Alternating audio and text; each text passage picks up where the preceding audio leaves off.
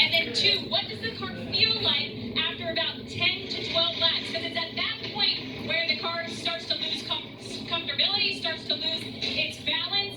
And then for the drivers who are playing double duty this weekend, these cars are very different than the NASCAR Cup Series cars, but there is an advantage to having run that earlier practice and knowing what the track tends to do, what the trends are doing, how the lines are moving. So my question for Steve and Jeff, how big of an advantage is it for those 8 drivers having seen this track earlier in the NASCAR Cup Series practice? You know, Jeff, it's a question that's hard to answer. I think if you've never been here before, then that practice was of some value. But when you look at these Cup drivers most took part last year, they don't get a whole lot of practice every week. So they're prepared, they run the simulator. Well, it's not the real thing. They have got the kind of the sight lines and things for Nashville just from their work over the course of the week. Yeah, and Kim also talked about, the groove changing a lot. I don't know how much the groove is going to change in this practice. So many times we see the grooves really not change. They do during the race.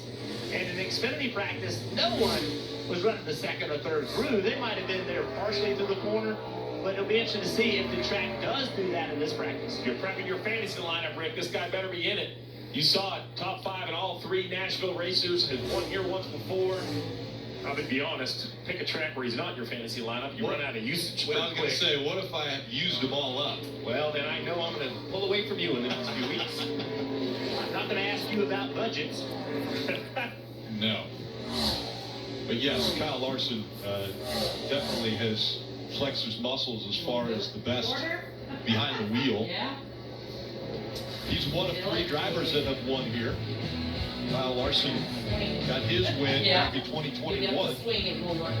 Yeah, the difference was that was with a generation ago race car, right? So while it is the same racetrack, from that win to now, there couldn't be more change, right? I mean, this car is totally different. However, we don't talk about it as the new car anymore because it isn't new, right? We're on our 2nd season. But if you go back to what he did at this track, this is a new vehicle. It's been a good racetrack for Chevrolet. They won all 3 of the races here. Well, we mentioned the cut line right before cars went on track, and the driver just below it was Bubba Wallace, so it looks good that he's second quick. The Luke Combs Columbia paint scheme, good-looking car.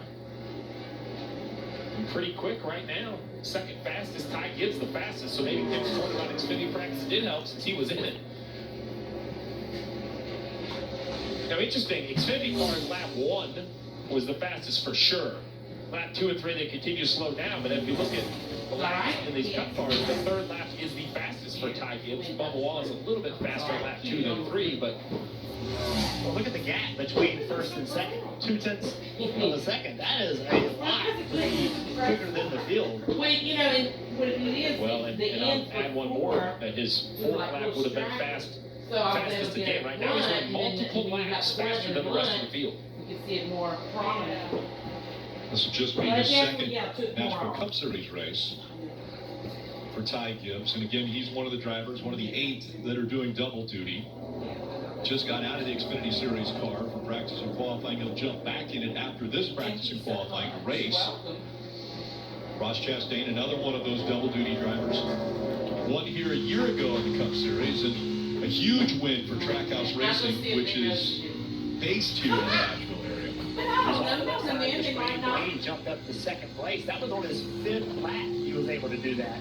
Yeah, so instantly, we're working on a lot of things, how the car drives. We have to qualify coming up, and as a crew chief, that tells me the track position and pit strategy is going to be just paramount, because if you can even come close on lap 5 to what somebody did on newer tires, there's an advantage. You don't have to put on brand new tires and drive at 20. Hey, Ross Chastain. It's a very interesting racetrack. It looks and feels like a mile and a half, but it has corners like a short track. You had no free throw. Look how long the back straightaway is. Downshift. Look outside, there'll be a big white whale out there. To run out to the wall. Upshield. Now get up to the wall, stay out as late as you can. He looks Mexican. Get yellow line right in the middle of the corner. Accelerate, trying to leave low and straight. I called him up and said, Mark, y'all have a family reunion? No, race, you got about 15 Mexicans on top of This race ends. They're not always going to be on the bottom. They're going to run all the way up the racetrack. And Steve, that to me is a challenge for practice. I know I'm Oh, yes, you were. What do I need my car to do when the groove starts moving around? I didn't say you got to said. do to make that happen, and I get a chance to try. Yeah. Exactly. So if you look at the practices, you hope your goes on the last race where the groove did widen out, help you, and you're hoping that you can find some pace like this 12 of Blaine. You mentioned his fast lap on lap 5, but it's been more than that. This run for the 12 has been very impressive. He's actually just behind Ross Chastain on the racetrack. He continues to chase him down a little bit every lap. If you compare the two very similar lines, it's funny how look how high that nose is on the 12 car. It's just so much different than old style cars here. You're trying to scoop that air in, push the air across the floor fan and out the diffuser. Creates a tremendous amount of downforce, Kim. Yeah, and teams Penske have been looking to increase their pace on intermediate tracks. That was one thing they had circled in terms of the goal. But Ryan and his team, man, they have been so strong the last handful of weeks. Maybe not having a that great finish they want, but talking with Coach Jonathan Hassler, they said their goal coming into the summer was to be the team of the summer. They felt like that's what they lacked last year despite winning a championship. And if you look at the rookie tag gateway, yes, they did run out of cars, but they were in position and primed to get that win. Sonoma, they had a 7th place finish. You look at what they were able to do, winning Iowa, and then last week running second. The majority of that race was to the extent with Michael McDowell. So right now, this team, Ryan Blaney, definitely at the top of the totem pole when we're talking Team Penske cars and the strength we're seeing from them.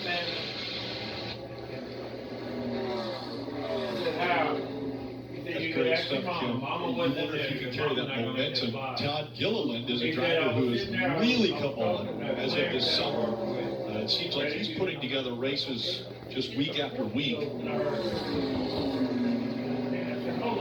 Open the door to have a basket if he was in it.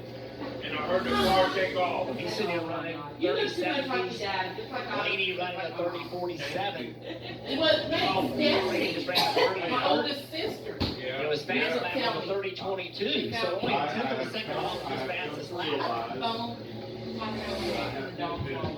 That's what everybody's chasing. You know, Todd Gilman's saying, okay, we're a couple tenths off. Like, that's not bad. Like, that's a pretty good pace. Where are those? Here we go, Jimmy. Where does the car need to do? Where does it need to do it better? So make the changes along the road. You'll find that 2 tenths of a second. Is Gilliland a driver that we could see fight victory in this year? Is he turn that level again? We've seen consistency running right around top 10. I mean, I think it would be